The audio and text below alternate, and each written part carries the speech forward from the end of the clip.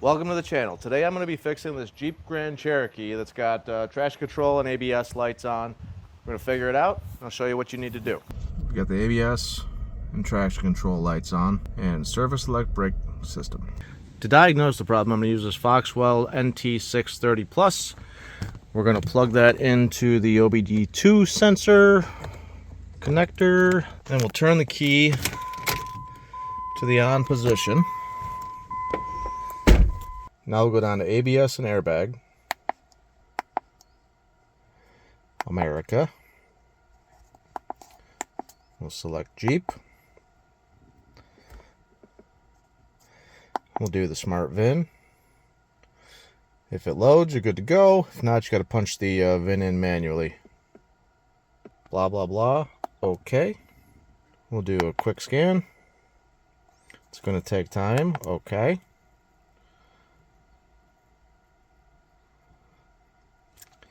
You can see here we've got a fault in the anti-lock brakes. We'll read the codes. Right rear wheel speed comparative performance. Now, just to see what's going on, we're going to go back and we're going to go to live data. Down in here, I'm going to select all the wheel speed sensors.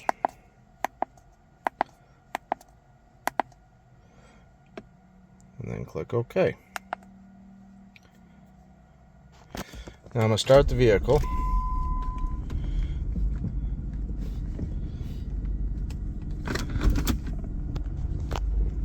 And I'll pull it forward. You can see we're getting nothing from that right rear. Now first off, you don't need a lift to do this. I'm just putting it up on the lift so it's easier to show you what's going on here. Now, seeing how that we had the right rear or passenger rear wheel sensor making or not giving us any feedback, we want to look at this system over here. You can look in the back at the wiring. I'll show you that. It looks good. I don't see anything that's actually broken. Now, that goes into your wheel bearing, and you want to make sure that the wheel bearing is in good shape. So, just lifting up on this, trying to rock it, and spinning it might give you a clue. Now the other thing that this thing did was it actually kind of grabbed. When I put it in reverse and then pulled it forward, it kind of jerked from back here. So I do really think the problem is in the wheel bearing here, but it could also just be the sensor as well in the back. The sensor reads a ring that runs around. I have a feeling that that ring is broken. We'll remove the wheel to get a better look. And this guy right here, that's our wheel sensor. And actually, look, there's a little bit of corrosion on that thing. That might be our only problem. Maybe it's just paint. These are the nuts for our wheel bearing if we do need to take that off. Hopefully we don't. This is going to be a 10 mil. Now these things are notorious for not wanting to come out, so hopefully this goes well. Now to help get this out, I'm going to take a pick and I'm going to scratch around the surface here the best that I can to break up any rust and corrosion. Now I'm going to take some penetrating lube and just spray around the edge of that. I'll let that soak in for a minute before I start messing with it. Now what I'll try to do is just ease a thin screwdriver down in there and just start pulling up a little bit at a time. You don't want to get this thing too crooked or you can snap off the sensor. Like I said, these things can really be a pain. I'll be surprised if I can get it out. I'm going to get slightly more aggressive with it here. Just tap this hammer. Oh, it moved a little bit.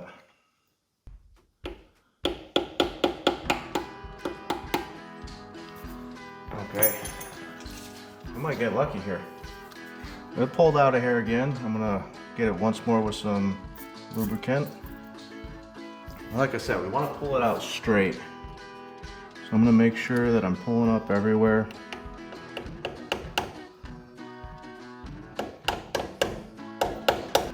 ahead and grab a second screwdriver so I can put some pressure over here. And just kind of get it from both sides.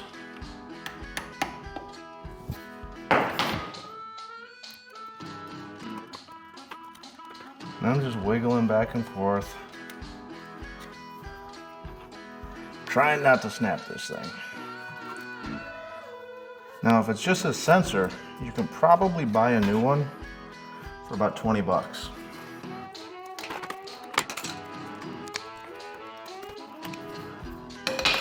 You can see it's real easy. After I've got it this far, it's still gonna fight.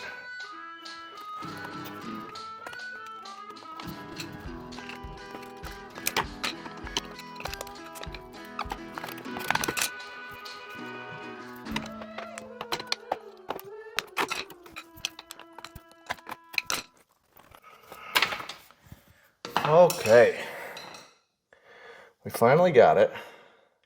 Now what's interesting is that looks a little scarred up. So there's going to be a ring in here that this reads. And I have a feeling that that ring is gone. I have this guy. Look, here you are. And overall, it looks very rusty. So you can see that's what that guy's supposed to be picking up. And I don't know exactly what this one's supposed to look like, but usually those are way more pronounced. Those little ridges right there.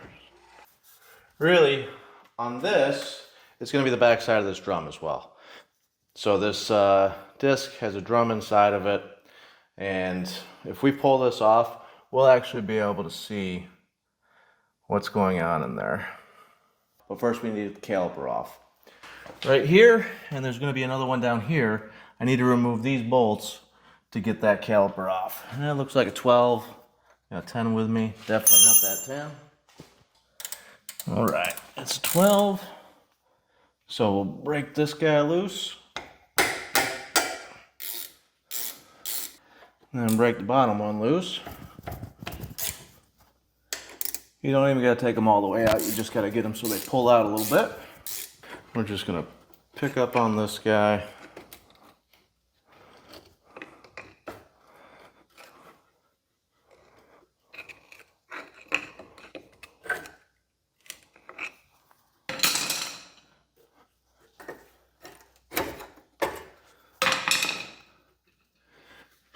Now you don't want to hang this guy like that. It's supposed to be bad.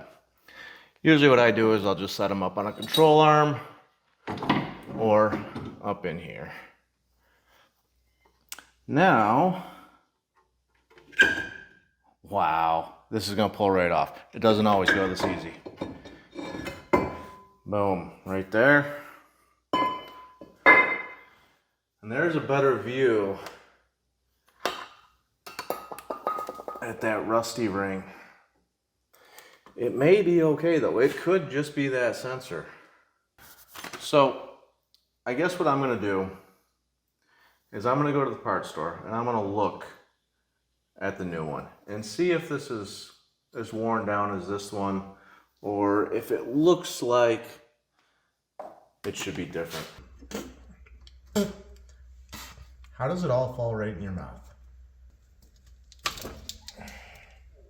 Now this is probably on a tree. You can get that out with a screwdriver, but I prefer to use one of these tools. There we go. So to remove this, you got to pull that clip back, and then you can pop that out. I slid the new sensor in right there, and I went ahead and plugged it in. When I spin this rear wheel, it will spin the other one through the differential, and I've got the reader hooked up right here.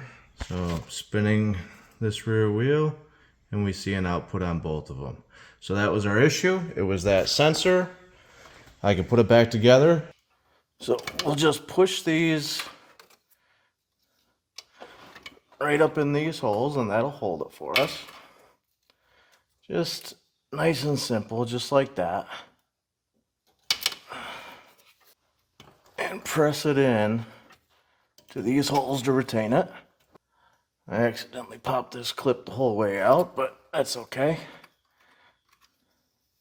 You just slide that guy back in until it clips. And then we'll take our safety retainer right here and slide that down in there as well.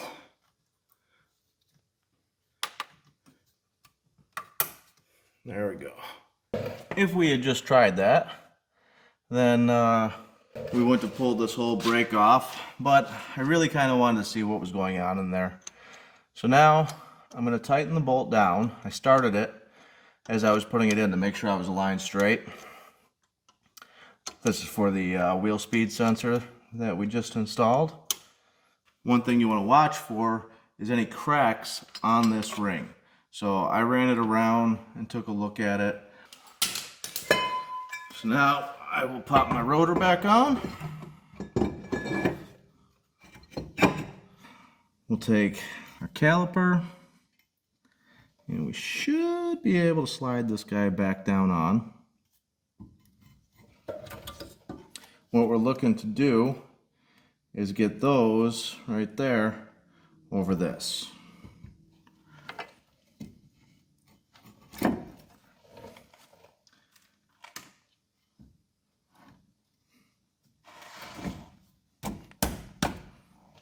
These pins, they can hang you up. You want to make sure that those aren't hitting as you're coming over, getting this guy on. My bottom one was on there a little bit. Now, this guy has started to seat, so I can knock the top in, and it is in place. Now, we just got to get these bolts right here to start threading. We might be off a little bit, might have to jiggle it around to get them to start. Works a lot better with two hands. And then tighten them. Now we're going to take our sensor wire. I'm going to bring it around just like that.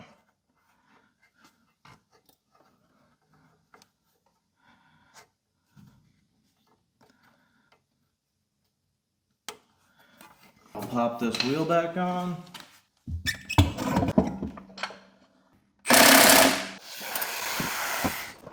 Pocket wrench, where the hell is the pocket wrench? Pocket wrench ain't in my pocket. Pocket wrench, found you. Okay, let's take this pig for a ride. So I imagine we're still gonna get that ABS light. So we still got our lights on. I am going to go ahead and clear it. So I'm going to back out into here. I'm in the brake system right now. I'm going to go up to clear codes. It says ignition on and engine not running. We'll pretend like it's not running and hit yes. Blah, blah, blah. Am I sure? Yes.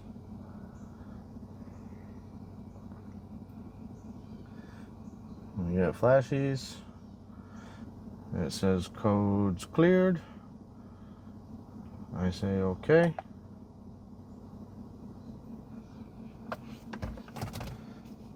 And dash went out. Take it for a ride. I don't know, apparently the seatbelt's broken on this thing too.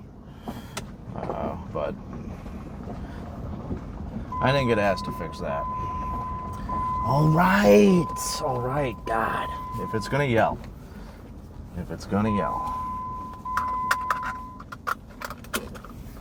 Now we did have another code in there that I didn't show you. It says something about communication with the stereo. So maybe that's why it's saying perform service. I don't know.